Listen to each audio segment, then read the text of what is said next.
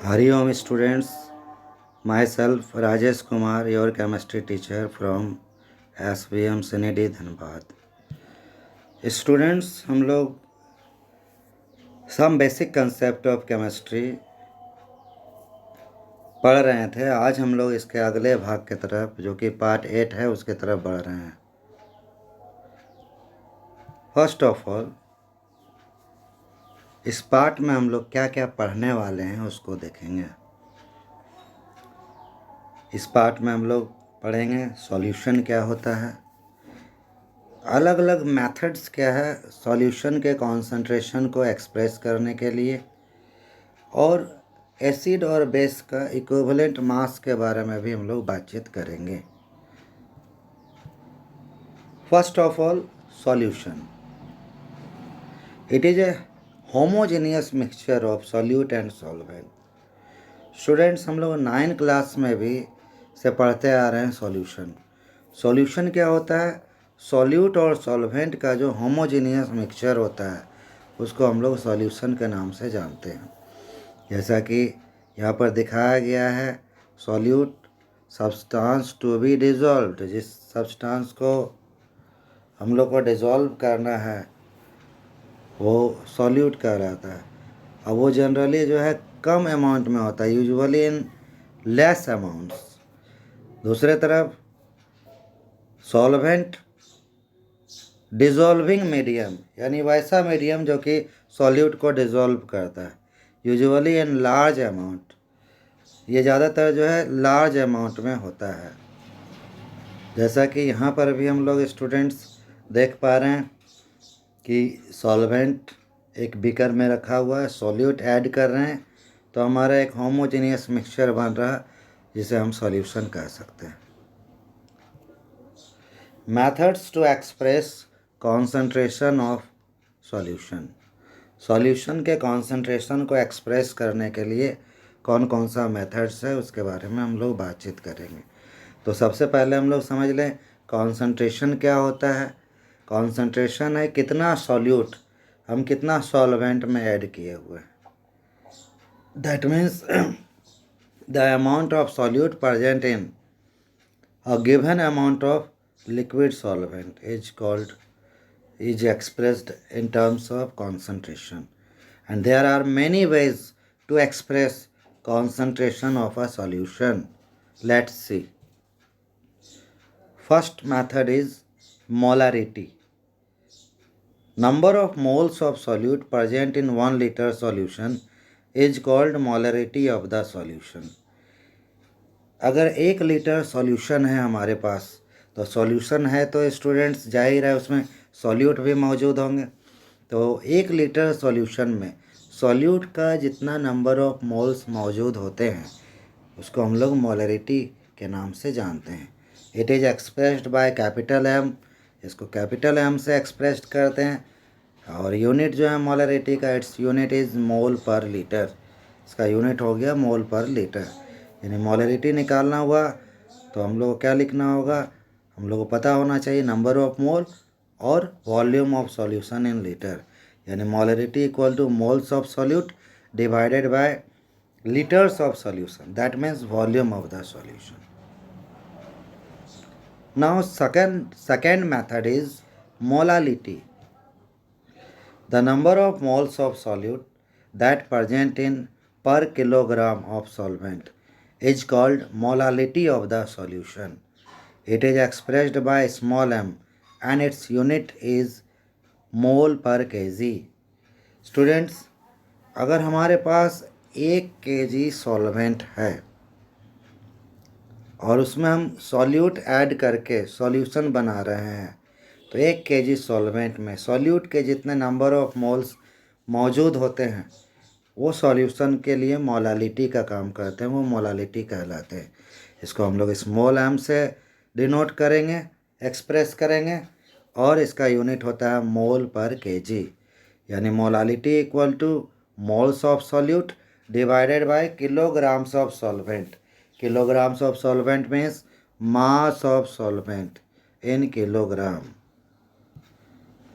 Now third method is normality.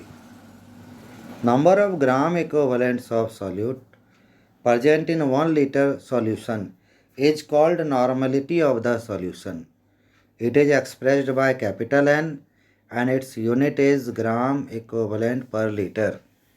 Students, जिस तरह molarity में हम लोग नंबर ऑफ मोल्स देखते थे, यहाँ पर number of moles is replaced by number of gram equivalents.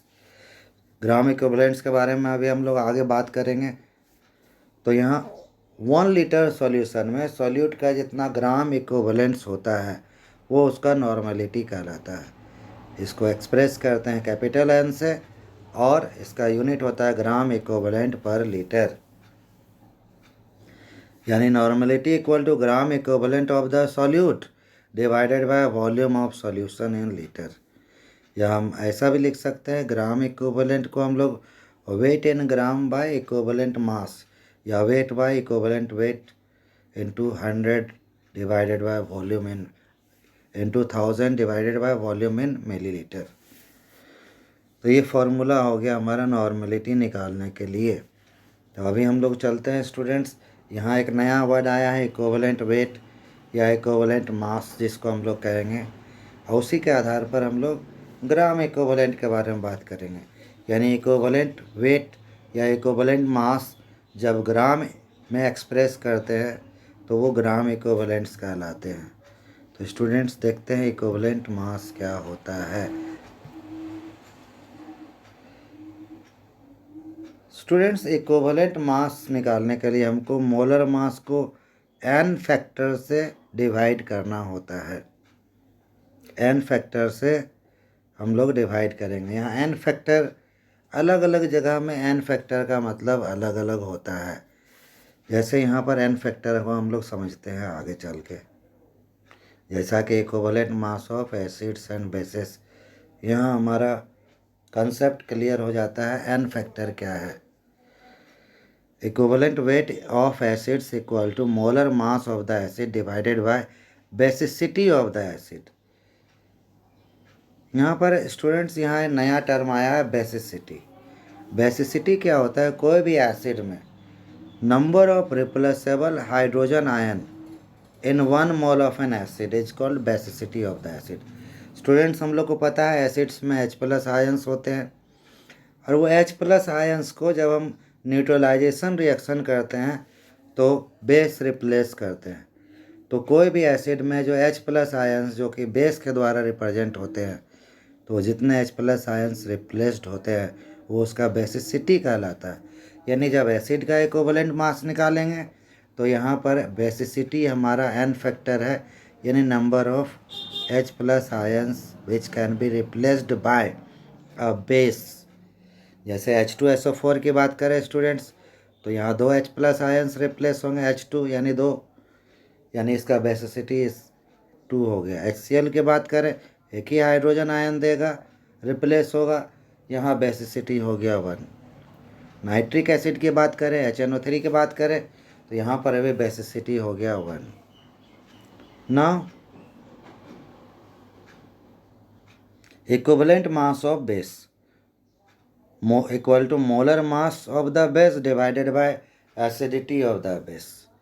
अगर हम बेस का इक्विवेलेंट मास निकालते हैं तो यहाँ पर बेसिसिटी के जगह एसिडिटी टर्म आ गया, ये n फैक्टर है। यहाँ एसिडिटी क्या हो गया? बेस में OH- आयंस होते हैं। The number of replaceable OH- ions present in 1 mole of an base is called acidity of the base. जैसे स्टूडेंट्स हम बात करें एल्यूमिनियम हाइड्रोक्साइड AlOH3, तो यहाँ 3 OH- आयंस है, यानी इसका एसिडिटी हो गया 3। चलिए स्टूडेंट्स, हम लोग आगे बढ़ते हैं चौथा मेथड की तरफ, जो कि है mole fraction. It is the number of moles of component to the total number of moles of solution. It is denoted by X। किसी भी कंपोनेंट का नंबर ऑफ मोल्स टोटल के रिस्पेक्ट में जो हम लोग निकालते हैं, जो रेशियो होता है, यहाँ आपको स्टूडेंट्स लिखना होगा, it is the ratio of number of moles of components to the total number of moles of solution. जैसा कि सॉल्यूट के लिए अगर हमको निकालना हुआ मोल फ्रैक्शन, तो number of moles of solute divided by total number of moles of solution.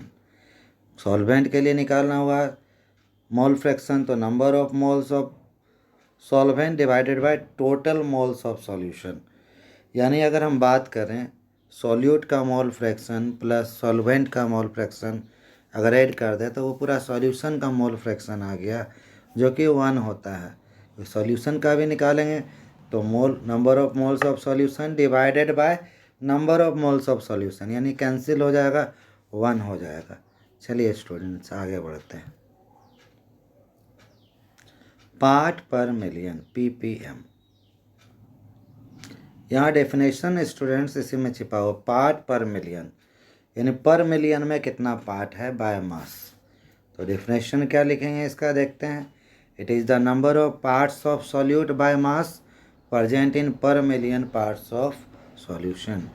पर मिलियन यानी 10 lakhs, 10 lakhs अगर सॉल्यूशन है बाय मास तो उसमें सॉल्यूट का number of parts by mass जो होगा वो पार्ट पर मिलियन होगा। Student generally hardness of water is generally expressed in terms of ppm।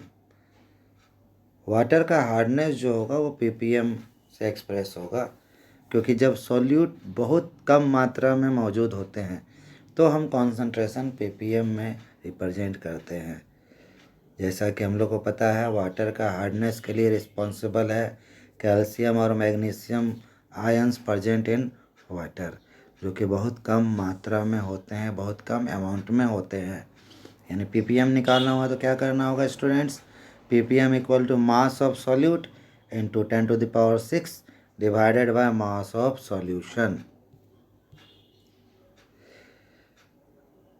Next method है in terms of percentage. Percentage के आधार पर भी हम लोग निकाल सकते हैं, और यहाँ परसेंटेज बाय मास और परसेंटेज बाय वॉल्यूम, ज़्यादातर न्यूमेरिकल्स हमारा परसेंटेज बाय मास या परसेंटेज बाय वॉल्यूम से आता है। तो percentage by mass is the mass of solute divided by total mass of solution multiplied by 100%। तो परसेंट बाय मास, परसेंटेज हम लोग सभी को जानते हैं, जब हम 100 में किसी भी तरह का काउंटिंग करते हैं आउट ऑफ 100 तो इन टर्म्स ऑफ परसेंटेज होता है। तो percent by mass equal to mass of solute into 100 divided by mass of solution. उसी तरह परसेंटेज बाय वॉल्यूम क्या होता है students, percent by volume is the volume of the solute divided by total volume of the solution multiplied by 100। तो यहाँ percent by volume equal to volume of solute into 100 divided by volume of solution. Students ये हमारा कुछ methods था किसी भी solution का concentration को एक्सप्रेस करने के लिए। आज यहीं तक, थैंक यू, धन्यवाद। फिर अगले दिन एक नए वीडियो के साथ आएंगे। धन्यवाद।